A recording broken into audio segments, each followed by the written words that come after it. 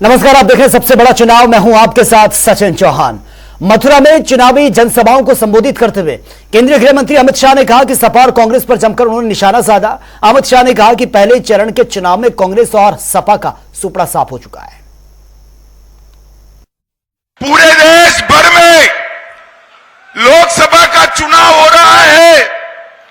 पहले चरण का मतदान हो चुका है। मैं पहले चरण का परिणाम ब्रज वालों बताऊं आपको, क्या जानना है? जोर से बोलो, जानना है? मगर किसी को बताना मत, तो बताओ। पहले चरण में सपा कांग्रेस का सुपड़ा साफ हो गया। दूसरे चरण में भी यही यात्रा को आगे निकालकर उत्तर प्रदेश की जनता ने वृंदावन होते हुए काशी तक कमल को विजयी बनाना है, कमल को विजयी बनाना। भाइयों बहनों, दो खेमे पड़े हैं, दो खेमे तय है। एक और गरीब के घर में पैदा हुए हमारे नेता नरेंद्र मोदी है, और दूसरी ओर चांदी की चम्मच के साथ पैदा हुए राहुल बाबा है। दोनों के बीच में आपको तय करना है। एक और 12 लाख करोड़ के घपले घोटाले भ्रष्टाचार करने वाली कांग्रेस पार्टी समाजवादी पार्टी है, और दूसरी ओर 23 साल तक मुख्यमंत्री रहकर शासन किया, परंतु जिस पर 4 आने का भी भ्रष्टाचार का आरोप नहीं है, ऐसे नरेंद्र मोदी है। एक और, गर्मी आते ही विदेश में थाईलैंड के प्राइवेट द्वीप पर वैकेशन करने वाले राहुल बाबा है, और दूसरी ओर दीपावली के दिन भी छुट्टी न लेने वाले नरेंद्र मोदी हैं। आपको ये दोनों के बीच में तय करना है। मोदी जी ने इस 10 साल में देश को आगे बढ़ाने का काम किया है। भाई और बहनों, मैं आज आपको पूछने आया हूं, मुझे बताओ, अयोध्या में राम मंदिर बनना चाहिए था या नहीं बनना चाहिए था? जरा जोर से बोलो, बनना चाहिए या नहीं बनना चाहिए?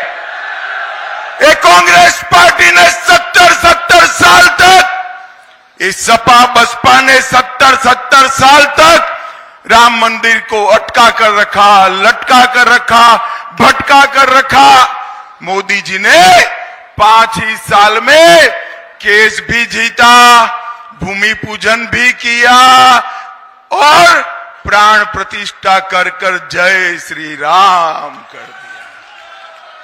और भाई और बहनों, जब प्राण प्रतिष्ठा हो रही थी, ये सपा और कांग्रेस वालों को निमंत्रण दिया गया, मगर अपनी वोट बैंक की लालच में अयोध्या की प्राण प्रतिष्ठा में भी नहीं गए। भाई और बहनों, मथुरा वालों, ये कश्मीर हमारा है या नहीं है? जोर से बोलो, है या नहीं है? ये खड़गे साहब कहते हैं, कांग्रेस वाले कहते हैं, अखिलेश यादव कहता है कि उत्तर प्रदेश और कश्मीर का क्या लेन देन है? मुझे बताओ, धारा 370 हटनी चाहिए थी या नहीं हटनी चाहिए थी?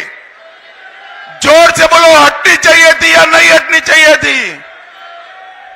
मोदी जी ने 70 साल से जिसकी राह देख रहे थे, वो धारा 370 को 5 अगस्त 2019 को समाप्त कर दिया भाइयों, और कश्मीर को हमेशा के लिए भारत के साथ जोड़ दिया।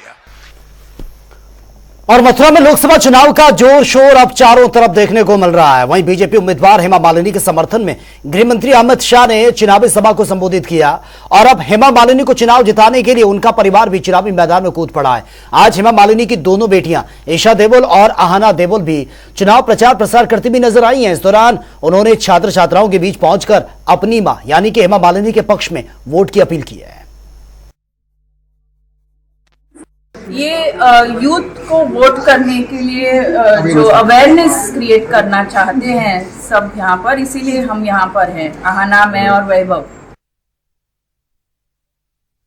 I would hope that everybody, especially the youth, for the development of our country and of Mathura, to please come and vote. And that's a request from all of us, because we want to see the changes that are already taking place. We want to see a lot more happening, and it's happening, and we need the support of especially the youth. ये और उधर मेरठ पहुंचे Sapa supremo Akhilesh Yadav ने BJP पर जमकर निशाना साधा।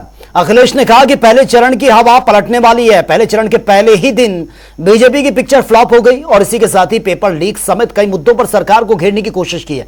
आपको बता दें कि मेरठ लोकसभा सीट पर दूसरे चरण में मतदान होना है। जहां मैंने ये कहा मेरठ के खेल उद्योग को बचाना है और भारतीय जनता पार्टी का खेल भी से समाज को बचाना है। ये धरती क्रांतिकारियों की 1857 से लेकर के पुराना इतिहास उठा ले इस मिट्टी का। यहाँ के लोगों ने आजादी के लिए अपनी जान तक निछावर कर दी। इस बार हम लोग यहाँ की जनता से भारतीय जनता पार्टी की नकारात्मक राजनीति से आजादी चाहते हैं। इनकी जो घंटी है, ये जो गारंटी घंटी है, हमें बाबा साहब भीमराव अम्बेडकर जी की दिए हुए संविधान की गारंटी मिल जाए, उसी के लिए हम जनता को सावधान करने आए हैं कि सरकार और बीजेपी के लोग इस साजिश में हैं कि बाबा साहब भीमराव अम्बेडकर जी का संविधान हटा दिया जाए। इसलिए सावधान करने आए हैं संविधान के लिए।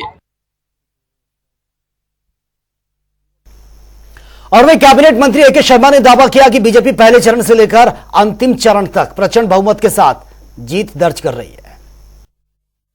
बीजेपी पहले फेज से लेकर के 7वें फेज तक बहुत ही प्रचंड बहुमत के साथ सीटें पाने जा रही है और 400 पार करने जा रही है और मोदी जी फिर एक बार प्रधानमंत्री बनने जा रहे हैं। इसमें कहीं किसी को शंका नहीं होनी चाहिए।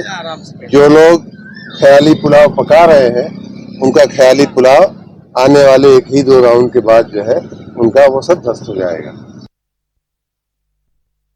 और मेरठ में बहुजन समाजवादी पार्टी के राष्ट्रीय अध्यक्ष मायावती की चुनावी रैली प्रस्तावित है, जिसे लेकर हापुड़ विधानसभा में आज बसपा प्रत्याशी ने सैकड़ों की संख्या में ट्रैक्टर और गाड़ियों की रैली निकाली है और रैली के कारण सड़कों पर जाम की स्थिति भी देखने को मिली है। जाम से निपटने के लिए ट्रैफिक पुलिस पहले से मुस्तैद नजर आई और इस दौरान बसपा प्रत्याशी ने रास्ते में पड़ने वाले महापुरुष चौधरी चरण सिंह और बाबा साहेब भीमराव आम्बेडकर की प्रतिमा पर माल्यार्पण भी किया है। लाखों आदमी की भीड़ आएगी, एक तरफा टोटल पब्लिक वन साइड जा रही है और समाज की वोट मिल रही है, सब समाज की वोट मिल रही है। सामने कोई नहीं है। क्या संदेश देना चाहेंगे आप? थोड़ा सा ये प्यार करिए, प्यार दो, प्यार लो। हमारी पार्टी का सबसे पैगाम है। दुश्मनों ने जो खाई खो दी है, भले का काम है, मोहब्बत बांटने का काम है। यूपी बोर्ड की 10वीं और 12वीं का रिजल्ट जारी कर दिया गया है और एक बार फिर से लड़कियों ने बाजी मारी है। इस बार 10वीं की परीक्षा की में जहां सीतापुर की प्राची निगम को 98.50% अंक प्राप्त हुए हैं, तो वहीं सीतापुर के शुभम वर्मा को 12वीं में 97.80% अंक प्राप्त हुए हैं।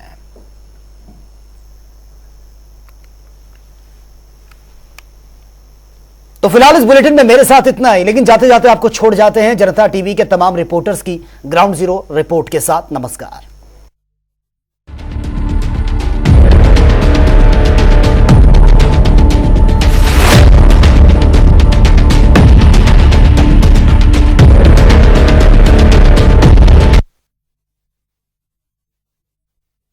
हम बात कर रहे हैं अमरोहा लोकसभा सीट की। तो अमरोहा की जो लोकसभा सीट है वो पूरी तरह हॉट सीट बन चुकी है, क्योंकि यहाँ हर प्रत्येक पार्टी के जो बड़े बड़े नेता हैं वो यहाँ पहुँच रहे हैं, वो जनसभा को संबोधित कर रहे हैं और अपने अपने प्रत्याशियों के लिए जो है वो वोटों की अपील कर रहे हैं। वहीं हम बात कर रहे हैं 19 तारीख की, तो 19 तारीख को जो है देश के प्रधानमंत्री और सूबे के जो मुखिया योगी आदित्यनाथ हैं वो एक जनसभा को संबोधित करने के लिए अमरोहा पहुंचे थे, जहां उनके द्वारा जो अपने प्रत्याशी हर्षित तंवर के लिए उन्होंने वोटों की अपील की थी।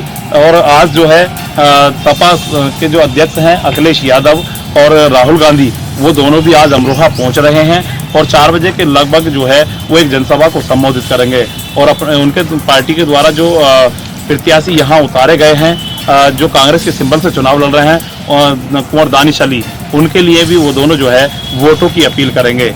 वहीं हम बात करें 21 तारीख की, तो 21 तारीख को बसपा सुप्रीमो मायावती अमरोहा पहुंच रही हैं और उनके द्वारा भी जो है जनसभा के माध्यम से अपने प्रत्याशी के लिए वोटों की अपील की जाएगी। महेंद्र सिंह, जनता टीवी, अमरोहा।